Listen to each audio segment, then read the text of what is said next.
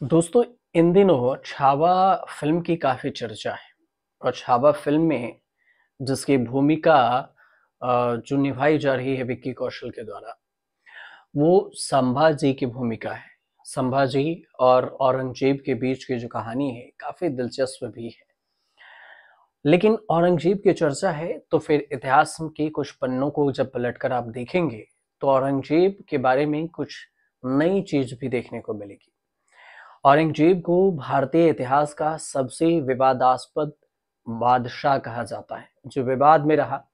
इस मुगल सम्राट ने 1658 से 1707 तक उस समय दुनिया के सबसे अमीर साम्राज्यों में से एक पर शासन किया। औरंगजेब का किरदार दशकों से खासकर हिंदुओं को लेकर विवादों के घेरे में रहा। उनके साथ कई सारे सवाल जुड़े। मसलन, क्या वह संगीत से नफरत करता था? उसने मंदिर क्यों तोड़े? मथुरा और काशी के मंदिर तोड़ने के पीछे की सच्चाई क्या है? औरंगजेब की सेना में कितने हिंदू मनसबदार थे?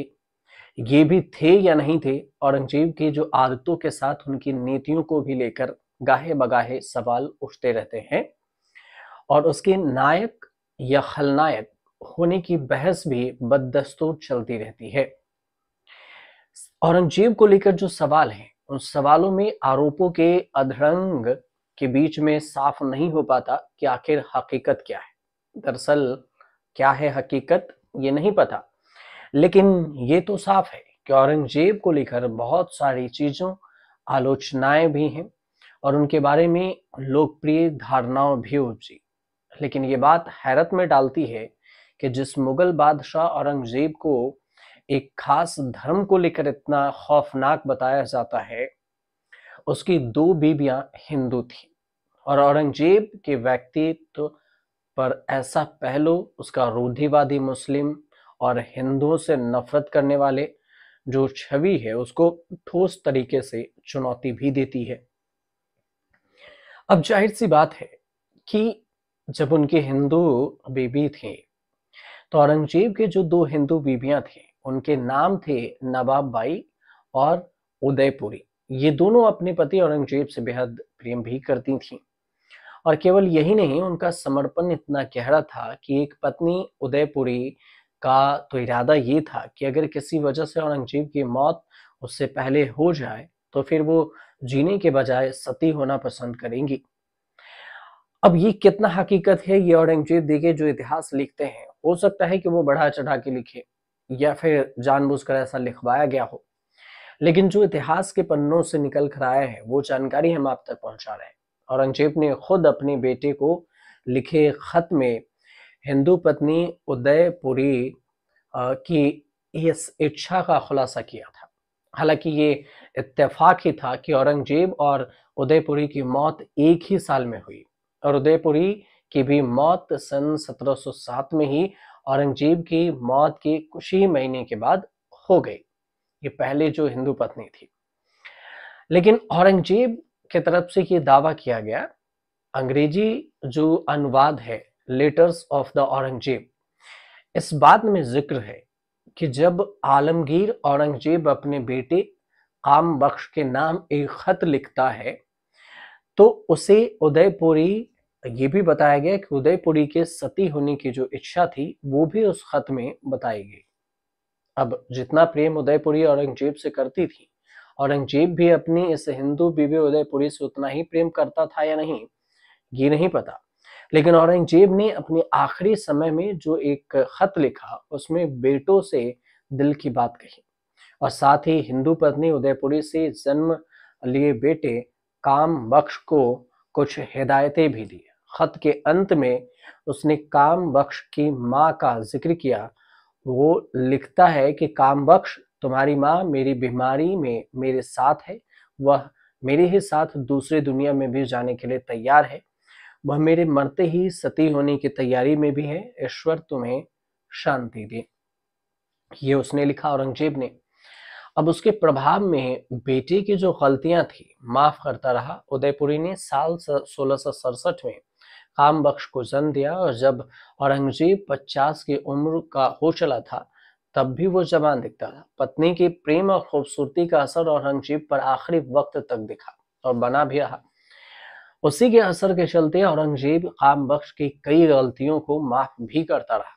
कामबख्श बहुत ही शराब पिया करता था, शराबी बेटा था औरंगजेब का। शासन और कामकाज से उसे कोई खास मतलब नहीं था।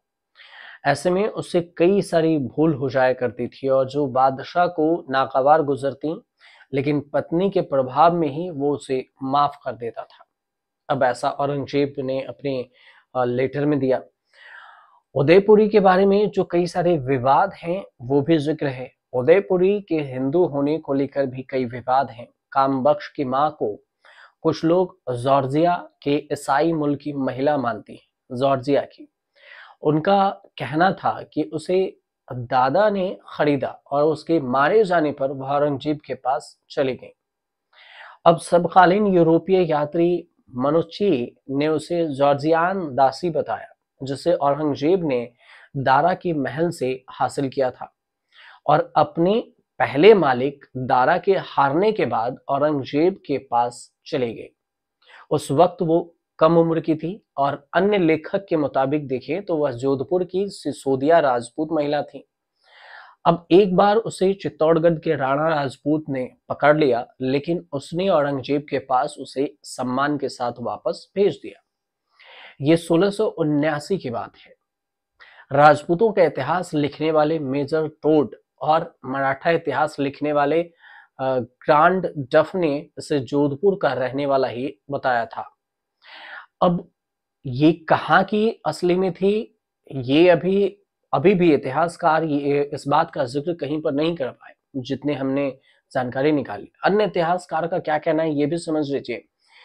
जदुनाथ सरकार ने अपनी किताब हिस्ट्री ऑफ औरंगजेब में टोड की बात को खारिज कर दिया।